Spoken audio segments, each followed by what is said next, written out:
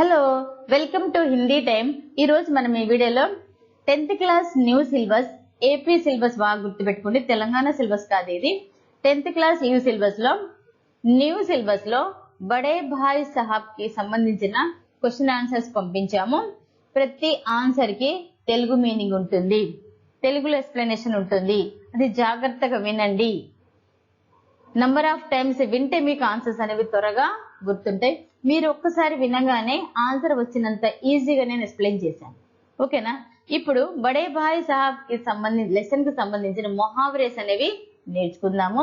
మొహావరే very very important. మొహావరే మనకు గుర్తుండాలంటే దానికి తెలుగులో మీనింగ్ తెలియాలి। మీనింగ్ తెలియకుండా బట్టి కొట్టామంటే ఈజీగా మర్చిపోతాం, ఓకేనా। ఇప్పుడు ప్రతి పదానికి మీకు తెలుగు మీనింగ్ చెప్పి నేను ఎక్స్ప్లెనేషన్ చేస్తాను, వీడియో మొత్తం చూడండి। ఫస్ట్ వీడియో లైక్ చేయండి, ఓకేనా। స్టార్ట్ చేద్దామా। మొహావరా అర్ధ్ అంటే మొహావరా దాని యొక్క మీనింగ్ రెండు కూడా ఇప్పుడు నేను మీకు ఎక్స్ప్లెయిన్ చేస్తాను, జాగ్రత్తగా వినండి। ఫస్ట్ పహాడ్ హోనా అంటే అత్యధిక కఠిన్ హోనా, చాలా కష్టం అవుట। పహాడ్ హోనా అంటే మీనింగ్ ఏంటిది, చాలా కష్టం। పహాడ్ అంటే కొండ, కొండ వచ్చి మీద పడింది అంటారు, అంటే ఏంటి చాలా కష్టాలు వచ్చి మీద పడ్డాయి అని।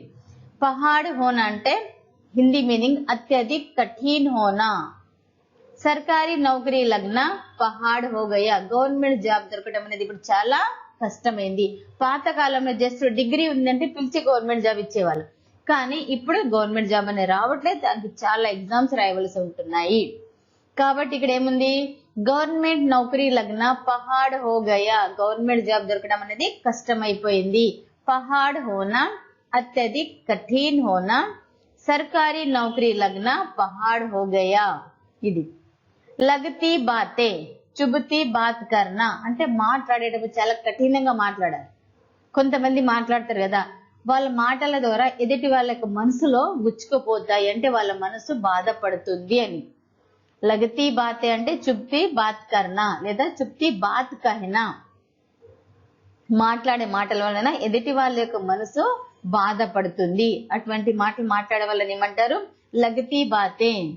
ఆమె మాట్లాడే మాటలన్నీ బాణం లాగా మనసు గుచ్చుకుపోతాయి, చాలా మనసు బాధ కలుగుతుంది అంటారు కదా, అలా లగతీ బాతే అంటే చూడండి, లగతీ బాతే చుబతీ బాత్ కహనా, చుబ్తీ బాత్ కహనా అంటే చాలా గుచ్చుకునేలాగా।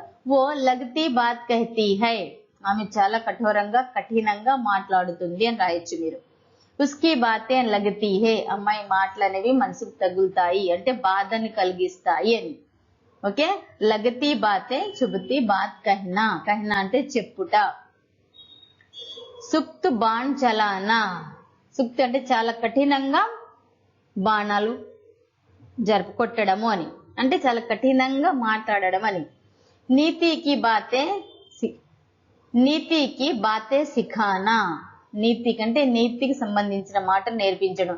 మంచి మాటలు ఎవరికి కూడా నచ్చవు, చాలా కఠినంగా అనిపిస్తాయి। ఇక్కడ నీతికి బాతే సిఖానా, మంచి అనేది నీతి నేర్పించడం, ఆ నీతి ఎవరికి నచ్చదు, ఓకే। నీతికి బాతే సిఖానా అంటే మంచి అనేది నేర్పించడము। ఎగ్జాంపుల్ చూడండి, అపరాధి పర్ పోలీస్ నే బహుత్ సుక్తి బాణ్ చలా దియా, అంటే చాలా కఠోరంగా బాణాలు, అంటే ఇక్కడ కఠోరంగా ప్రవర్తించడం వస్తుంది, లేదా మోటివేట్ చేయడానికి పోలీస్ వాళ్ళు మోటివేషన్ సంబంధించిన మాటలు చెప్పడం కూడా వస్తుంది। అపరాధి పర్ అంటే ఎవరైతే నేరం చేశాడో వారిపైన, పోలీస్ నే అంటే పోలీస్ వాళ్ళు, బహుత్ ముక్త్ బాణ్ చలా దియా, బాణ్ చలాన్ అంటే అది మాటలతో చెప్పొచ్చు లేదా చేతులతో చెప్పొచ్చు, రెండు విధాలుగా కూడా అవుతుంది।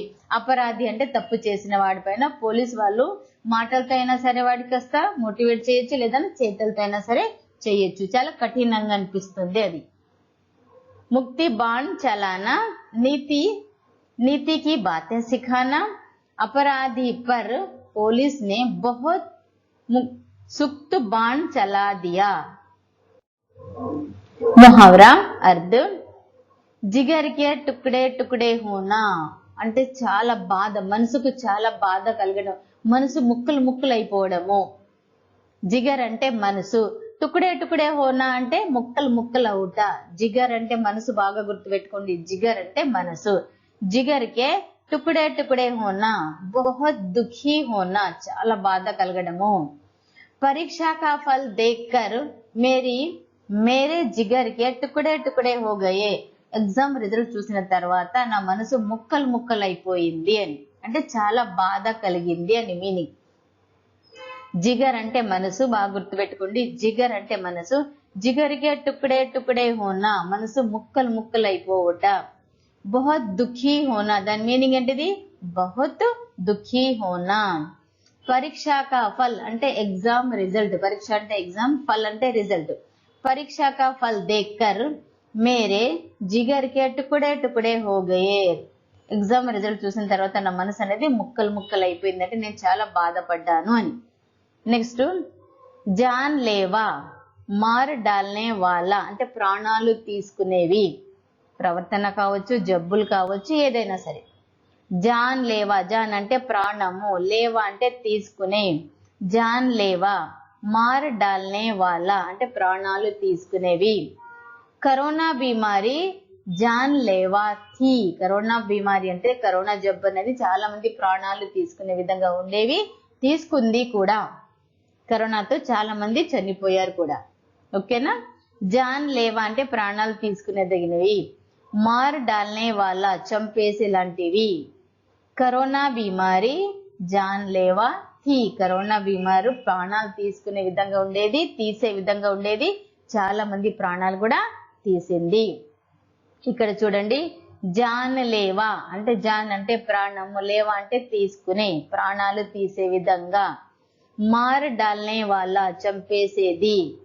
కరోనా బీమారి జాన్ లేవా థీ. కరోనా బీమారి చాలా మందికి ప్రాణాలు తీసే విధంగా ఉండేది, చాలా మంది ప్రాణాలు కూడా తీసింది.